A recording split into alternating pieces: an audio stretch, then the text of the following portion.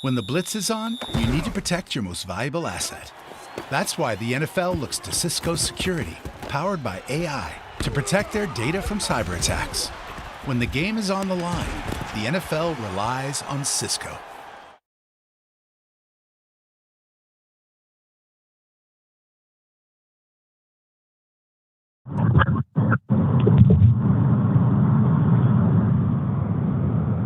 Mike, you're muted. Stacy. Oh yeah. Okay. Perfect. Sorry about that, Jerod. After evaluating the tape and getting together with the coaches, what is the plan for quarterback going forward? Jacoby is our quarterback until I say he's not the quarterback. I thought last night he showed a lot of toughness, a lot of grit, on protection breakdowns, tried to do what we asked him to do. But I would say just as a team, as a coaching staff, we just got to be better.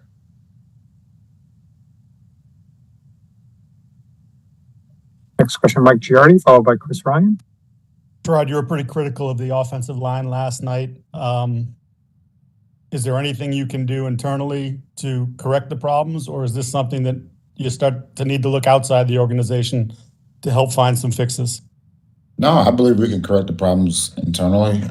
It comes down to details, and we were not sharp on our details as a unit. And that's what the offensive line is. It's not just one person, it's a unit, and being able to see the picture out of the same set of goggles, and we just didn't do that last night. But I do think it's correctable. Thank you. Chris Ryan. Hey, Jerod, just looking at the tape from last night, what did you see in terms of the main issues with pass protection and on being able to recognize some of the stuff they were doing? Look, we had some young guys out there. They showed a few different looks that maybe caused some confusion, but just the communication as a whole has to be better. And look, I still have faith in those guys to get the job done. We just got to be very intentional about the way we approach the game and the way we adjust in game.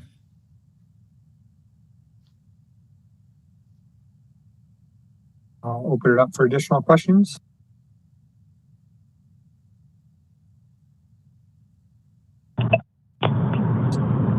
I don't know if you can hear me. Okay.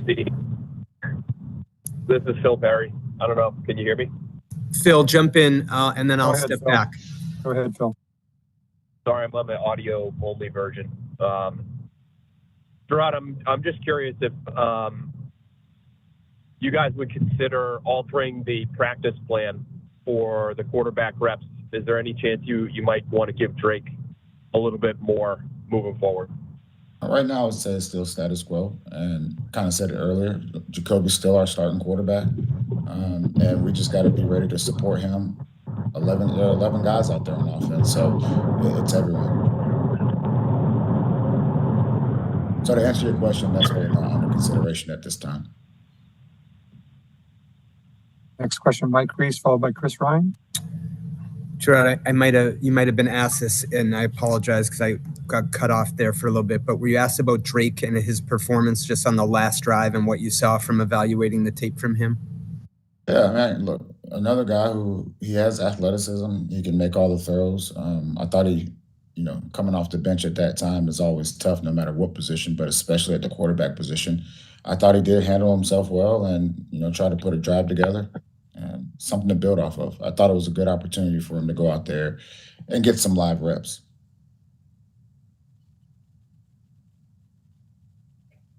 We'll go back to Chris Ryan. Hey, Jerod, is it difficult to evaluate Jacoby given some of the conditions he's had to play under in these first 3 games? And is that one of the reasons that obviously you want to give him a little bit more of an opportunity because of some of the conditions obviously he's had to deal with? I don't know if that's the case. What I would say is all of our focus right now is to get to 2-2, and I said we have the bonus Monday, and then get ready for San Fran. So, look, everything's always under evaluation, but just so I'm clear, Jacoby is still our starting quarterback until I say he's not.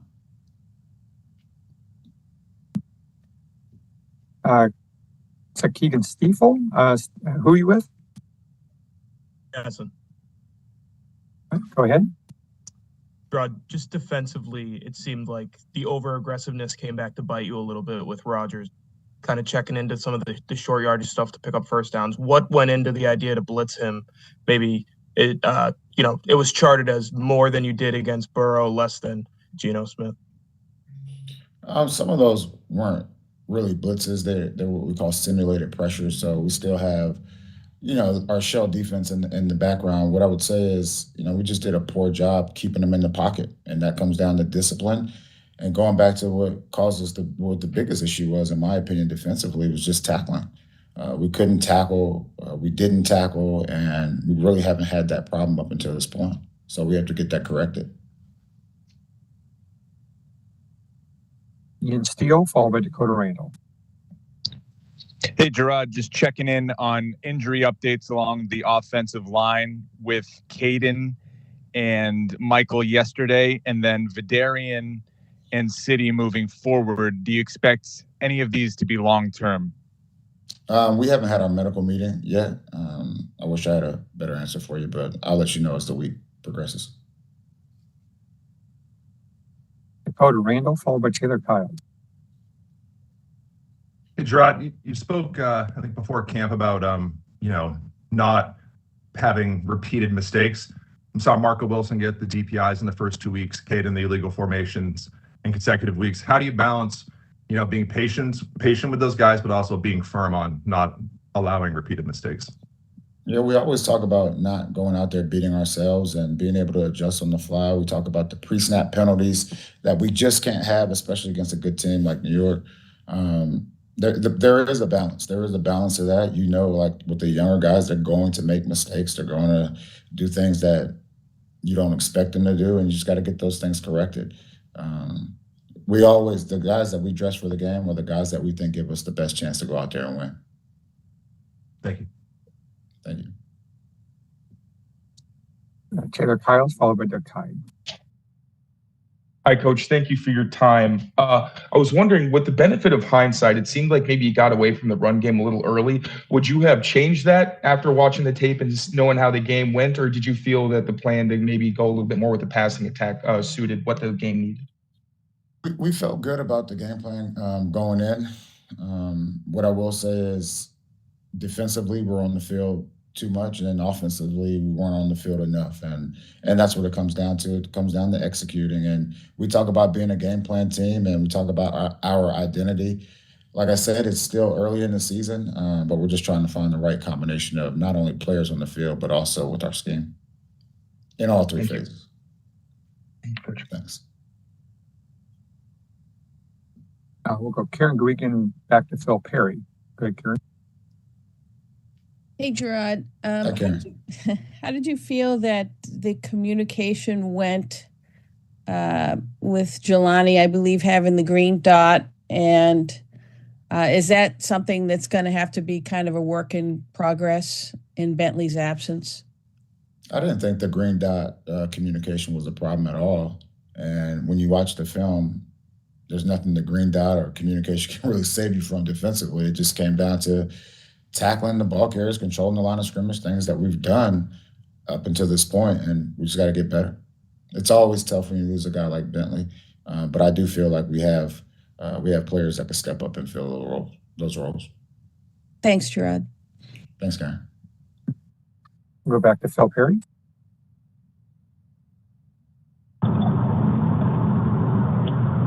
Jerod, I'm wondering on a couple of the hits that it looked like maybe Jacoby took last night, including the very first play of the game for you guys offensively. There's an unblocked rusher, but it looks sort of like that person it's part of the design that he's not blocked. How have those keeper plays, do you think, how have they worked for you guys? Yeah. Is there anything you can do to sort of mitigate the pressure that happens on those? Yeah, I mean, look, that's part of it. You go into a game and you watch a lot of film on these guys. They do one thing. You think you're trying to anticipate what they're going to do. They do something different. And I thought Jacoby on that play really did a good job just getting the ball out of his hands. It's just one of those, they were in the right call and we were not in the right call. So.